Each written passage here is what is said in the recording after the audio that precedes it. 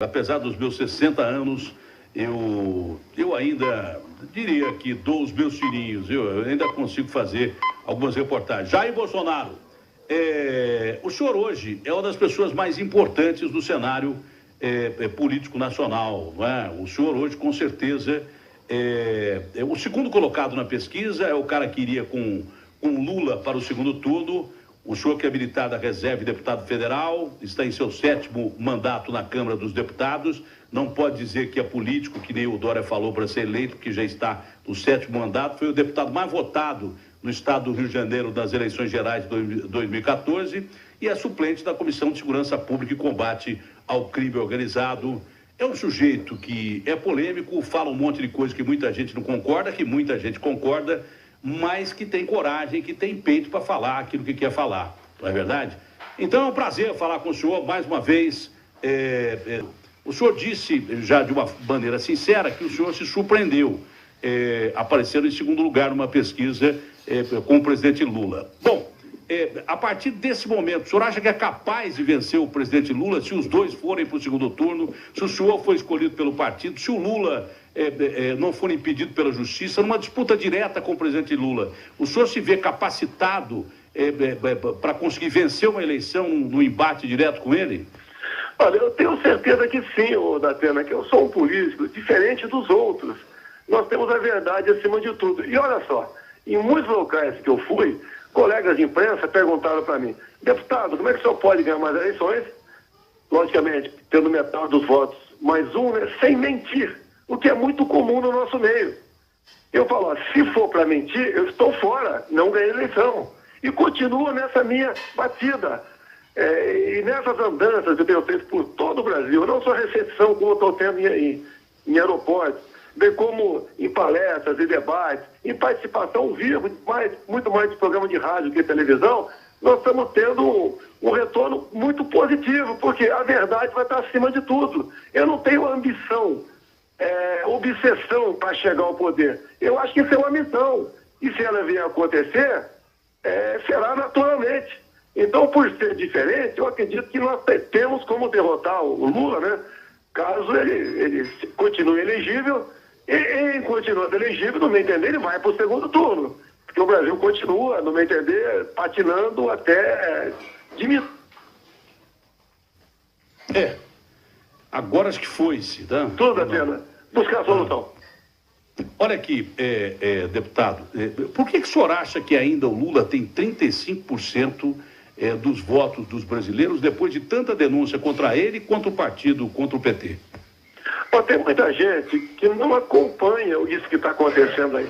E eu posso falar que ele tem, não 30%, mas pelo menos 25% aí próximo disso ele tem. E nas minhas andanças eu vejo isso. Ou seja, o PT é especialista em captar o que há de errado nos outros, né? Ou errado em si mesmo, e botar na conta dos outros. Ele mexe com uma quantidade enorme da população nesse sentido. O Lula deu sorte quando assumiu em 2003. Pegou a economia mais ou menos arrumada, o preço dos commodities lá em cima, fez um grande projeto social no meio entender, além do que deveria ser feito. E hoje em dia, quem está saindo do programa ou está achando que está ganhando pouco, ele cada vez vê mais na chance em um Lula voltando, independente de economia, porque pouca gente tem de economia no Brasil, achar que vai voltar o que era antes. Não vai voltar. Mas, para se ganhar voto, né, no Brasil, na política aqui do Brasil, entramos no Vale Tudo. Esse o problema que eu enfrento. Eu não entro no Vale Tudo. O outro lado entra. Agora, eu acho que em haver no segundo turno, por exemplo, Lula e eu, Datena, eu não tenho que perguntar para a maioria da população, né, em quem ele votaria, ou o que eu tenho que fazer, quem vai votar, que vai ser polarizado o negócio. Praticamente o elemento a grande maioria decide no exato momento, se vai para o meu lado ou vai para o lado do Lula. Esse é o ponto, né? O senhor iria para o segundo turno, obviamente, com menor número de votos, e teria que mobilizar o outro lado da nação, que votaria muito mais contra o PT e contra o Lula. E parte desse eleitorado não concorda com algumas posições que o senhor tem. Acham que o senhor vai assumir o poder e governar com as Forças Armadas, que vai ser um golpe através do voto. Acham que o senhor fica metendo pau nos gays e não sei se o senhor se arrependeu disso. O senhor, como o senhor mesmo disse, o senhor, como eu, nós temos algumas contraindicações. As pessoas não gostam de alguma coisa que a gente fala. Eu tenho posições contrárias a algumas posições que o senhor tem também, mas a gente não é unanimidade, graças a Deus, mesmo porque toda unanimidade é burra, como dizia o Nelson Rodrigues. Mas o senhor vai precisar contar com parte do eleitorado que o senhor naturalmente não tem num segundo turno contra o Lula. O senhor acha que aí o senhor é capaz de ser presidente muito mais para o cara não votar no PT e nem no Lula do que pelas condições que o senhor teria de mobilizar esse eleitorado, deputado Bolsonaro, de uma forma bem franca? Tá, Datena, eu tenho muitos rótulos em cima de mim. Quando você fala meter o pau em gay, isso não acontece da minha parte. Eu sempre fui contra o material escolar. E ponto final. Isso eu descobri em 2010, quando o governo do PT, que o Haddad era o ministro da Educação naquela fase, queria botar o tal do kit gay nas escolas. E como a esquerda, né, o PT, não tinha como dizer que eu estava errado, ele me levou para o lado que eu não, como se eu tivesse aí um grande inimigo, fosse um grande homofóbico da comunidade LGBT. Te digo mais, até hoje em dia, grande parte da comunidade LGBT vota em mim e vota de forma bastante convicta. E esses rótulos outros que o pessoal prega em cima de mim, né? Eu falo em Forças Armadas. Pô, nós não podemos prescindir das Forças Armadas para governar. Eu acho um absurdo você ter um ministro da Defesa que não seja do meio. Tem que ser, no meu entender, um general 4 estrelas. É por aí. As Forças Armadas são muito importantes para o nosso Brasil. Não apenas na questão da defesa das fronteiras, da nossa soberania, na participação da formação do caráter do cidadão aqui. Você vê o serviço militar obrigatório, os CPRs, o serviço maravilhoso que é feito dessa forma. Agora, o meu meio de amizade são as Forças Armadas. Eu vou ter alguns ministros, né? Convidaria alguns ministros militares, sim, por que não? Eu nunca, assim como o PT botou na defesa lá, gente do PCdoB, do PT, atualmente do PPS, eu botei gente lá que é militar, que não tem partido nenhum. Então esses votos aqui a gente está vencendo ao longo dos tempos. Aquela questão de xenofobia, o Bolsonaro não gosta de estrangeiros. Olha, quem acha que eu estou errado, liga para um amigo, vai lá no estado de Roraima e veja como é que está a invasão do pessoal da Venezuela. Então essas questões nós temos que mostrar à população, e nada melhor, Datena, que num debate ao vivo, você mostrar essas questões e ficar livre desses rótulos. Agora, se eu sou tão rotulado, em especial pelo PT, PCdoB e PSOL, é sinal que eu sou uma ameaça para eles e detectar essa ameaça desde algum tempo, não foi de agora. O Trump, por exemplo, né, sem querer fazer qualquer comparação, os mesmos votos que ele teve durante a campanha, eu estou tendo há 4 anos, de 4 anos para cá. Dá para vencer isso aí, porque conversando, dialogando e mostrando sua cara ao vivo, o cidadão brasileiro, né, o eleitor brasileiro, aquela parte que não me conhece, ele vai conhecer e, não me entender, vai tomar uma posição. O que o senhor acha do presidente Trump?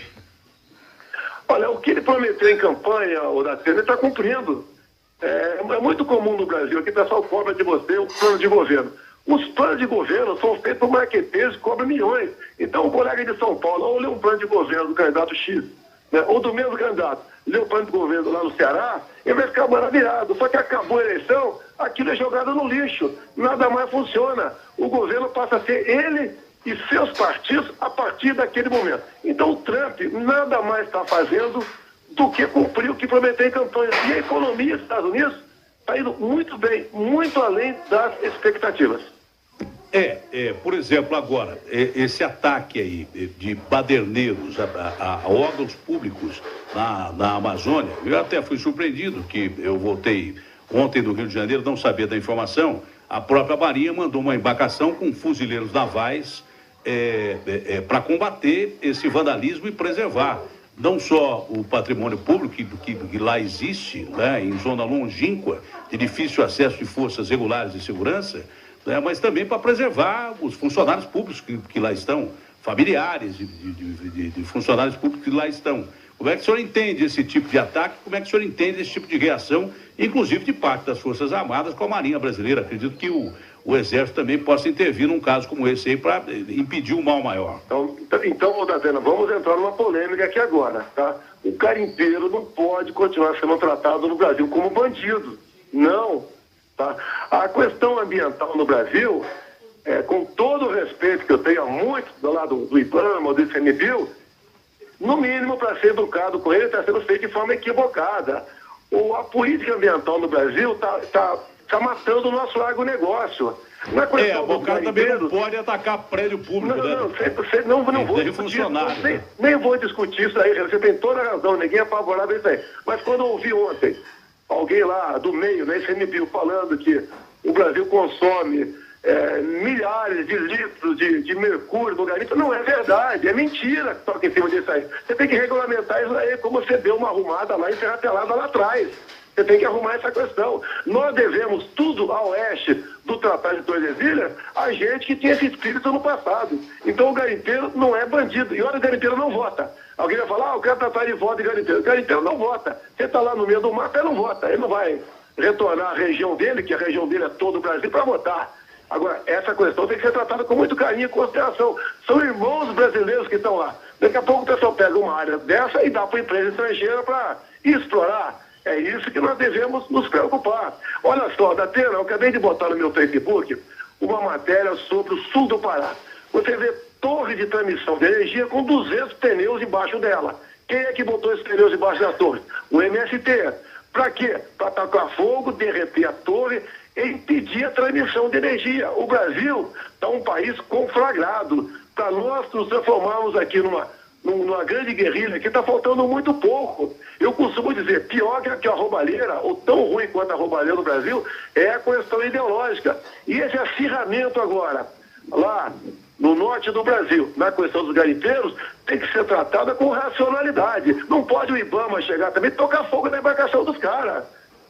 E deprela, toca fogo, explode e deixa pra lá. Não é assim também, não. É muito comum nós aqui, com paletó e gravata, né, na área urbana, criticar o que acontece na área rural por criticar. Você vai para Mato Grosso do Sul, tem mais de 100 fazendas invadidas por índios e por pessoal do MST. Daqui a pouco vai faltar arroz e feijão na nossa mesa. A questão do garimpeiro é a mesma coisa. Se esse pessoal sair de lá e voltar para cá, o problema social vai ser enorme. Política ambiental não é dessa forma que está sendo feita no Brasil. Até te dar um dado. Vamos supor, Datena, que tua fazenda fazer um fiscal do ICMBio e multe você. Você sabe quem é que vai receber o teu recurso? É o próprio cara do ICMBio que te multou. Existe a figura do ato tendente no Brasil. Se você, Datena, vamos supor, você pega uma foice, bota nas tuas costas e passa perto de uma área de proteção ambiental. Você vai ser punido por ato tendente. Isso não pode continuar acontecendo no Brasil. O mundo está de olho no Brasil. A gente entra na questão de reservas indígenas. A indústria da demarcação em terras indígenas. É muito fácil defender índio. Vamos entregar tudo. Vamos entregar a Barra da Tijuca. Vamos entregar aí o litoral de São Paulo todo para os índios. Não é por aí. Falta discutir, no meu entender, com conhecimento e com patriotismo essas questões. Deputado, falando sobre isso, a gente fica com orgulho do Brasil quando você vê um projeto que está sendo desenvolvido em Itaguaí. Primeiro que nós precisamos mesmo de submarino, que muita gente diz que não precisa, mas é uma arma tática fundamental para defender a nossa Amazônia Azul. São quase 4 milhões de metros quadrados, pode chegar a ser isso, tem reivindicação internacional do Brasil, onde há riquezas impressionantes, sem falar do pré-sal, na bacia da Guanabara, na bacia de Campos, sem falar com extensão maior, sem falar das riquezas de pescado que nós temos, enfim, é um território importantíssimo que tem que ser defendido. Nós temos 4 submarinos aí convencionais sendo construídos em conjunto com o governo francês e mais um submarino nuclear.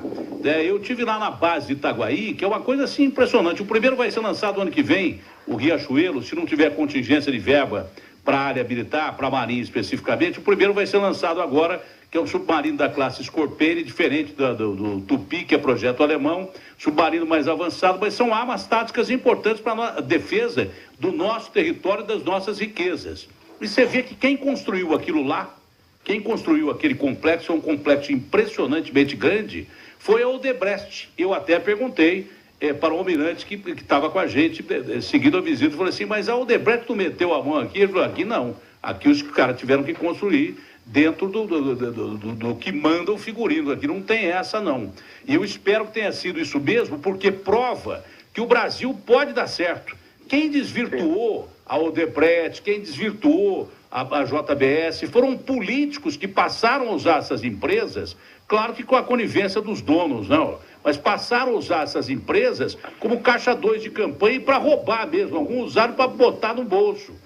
Que essas empresas têm um potencial que, se você vê aquelas obras, você fica espantado com aquelas obras. Eu jamais podia imaginar que a gente tivesse capacidade para fazer obras daquele tamanho e daquele jeito. E com produção de um submarino brasileiro nuclear, com desenvolvimento do ciclo todo de enriquecimento de urânio para abastecer esse submarino. E os convencionais, que já são submarinos importantes, são 4 submarinos convencionais, mas é uma obra fantástica. Eu estava até dizendo no começo do programa, antes do senhor entrar, que o meu pai me dizia que a maior malandragem é ser honesto. Se você for honesto, o Brasil já poderia estar no primeiro mundo se não fosse esse atraso desgraçado que nós tivemos com tanta corrupção que houve no país, com um político chamando para a dança da corrupção empresários que hoje poderiam estar oferecendo emprego. Furaram um túnel lá em 1 ano e meio. Eu não acreditei como é que os caras conseguiram fazer uma obra daquela, empregando pelo menos 5 mil pessoas. Quer dizer, um negócio fora do comum.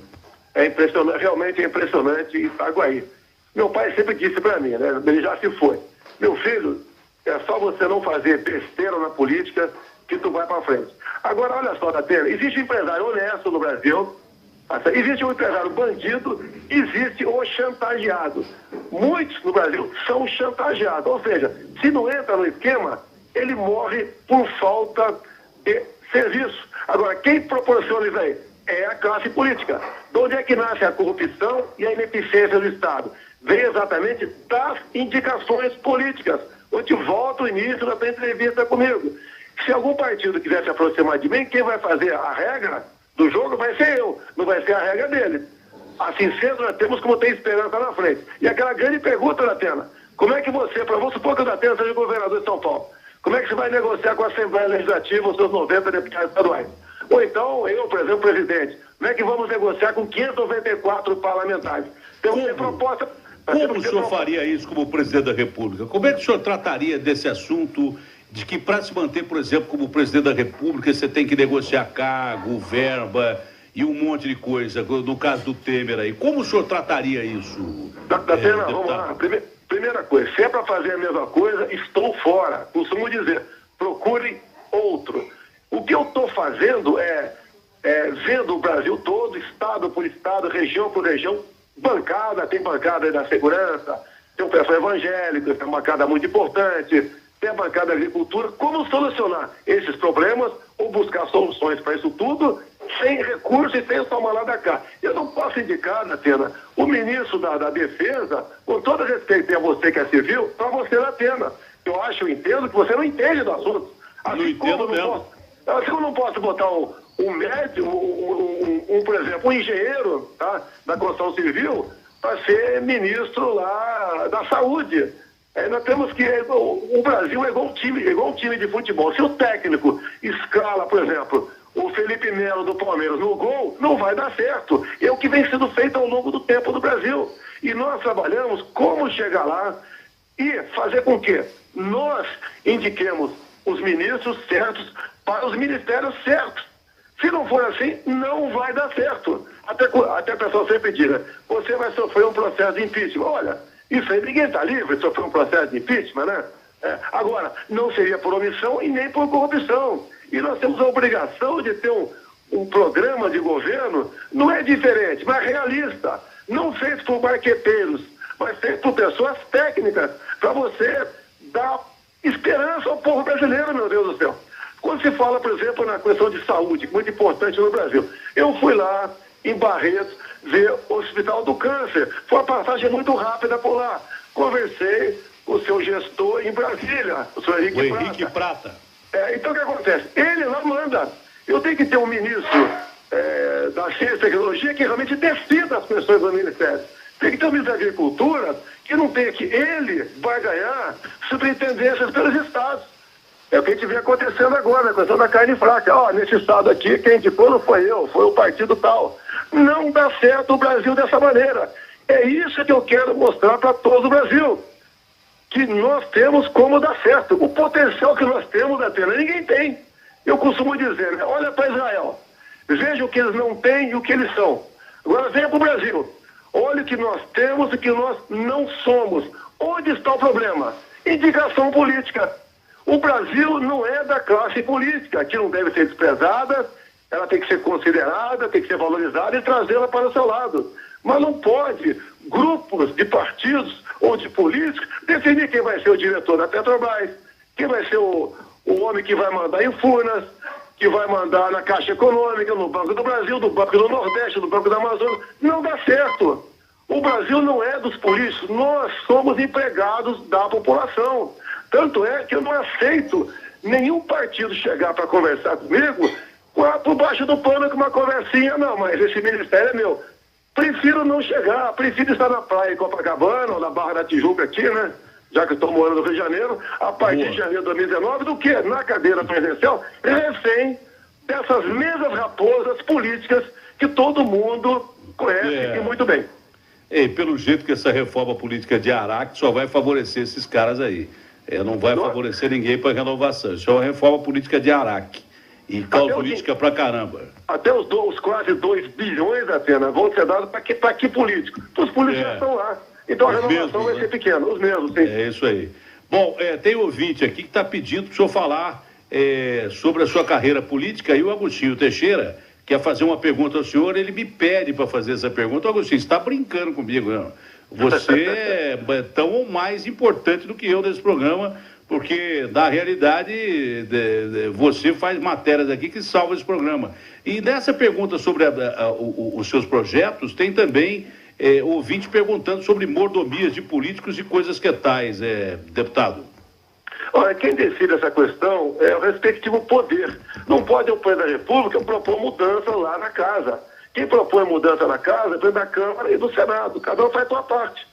Por exemplo, a verba de gabinete, em torno de R$400 mil, né? O ano passado eu não gastei 70 mil, esse ano eu devo gastar próximo de R$200 mil. Fiz a minha economia, faço a minha parte. Agora, quem age dessa maneira, né, Pena, perde divulgação lá na frente. É o ônus que você tem. O cara que gastou tudo, né? Muitas vezes o gasto é correto, às vezes nem tanto, mas ele tem muito mais chance do que você, porque ele investiu mais. Sim. Mas então, quer dizer, a reforma política, o que cabe ao legislativo e ao judiciário, quando você vê muitas vezes alguns juízes aí ganhando 2, 3 vezes o teto, cabe ao respectivo poder tratar desse assunto. Não é o presidente, eu não vou como presidente, vamos supor, né? Dizer o que deve ser cortado ou não dentro do poder legislativo.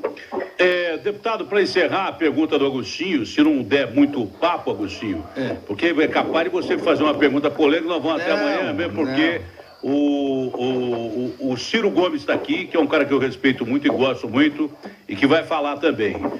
Então, seja rápido, por gentileza, Agostinho, ou então não faça pergunta nenhuma e vamos seguir o jogo. Vai, Agostinho. É curto e grosso. Deputado, bom dia para o senhor. Curto e grosso, vai. O senhor falou de ministério, eu fiquei imaginando aqui que o senhor já deve ter algum nome pensado para o ministério aí. O senhor falou que vai ter militar e tal. Eu queria saber se o senhor definiu alguns nomes, algumas pastas, e o senhor vai reduzir o número de ministérios, deputado. Você acha que ele vai dizer isso agora? Não, só se já escolheu. Não. Quanto à redução, não há a menor dúvida, né? Você tem que passar aí a metade, os 15 é mais que suficiente. Até para quê, Agostinho? Com todo respeito a você. Se eu fosse perguntar para você agora, talvez você não pudesse responder. Agostinho, 30 segundos, me deu o nome de meia dúzia de ministros. São tantos. E o duro é arrumar também. Fica difícil responder. Hoje em dia o duro é arrumar também. Também. Não há dúvida que eu tenho alguns nomes comigo que conversam, mas alguns estão nativos, não pode revelar o nome dele, porque... E outros, civis... Mas já aceitaram, deputado? Eles já aceitaram? Já aceitaram, porque a proposta da gente o ministro X, por exemplo, ele vai ser dono daquele ministério. Eu não vou ficar dando piruada lá, vou dar algumas sugestões. Agora, ele vai conduzir o ministério.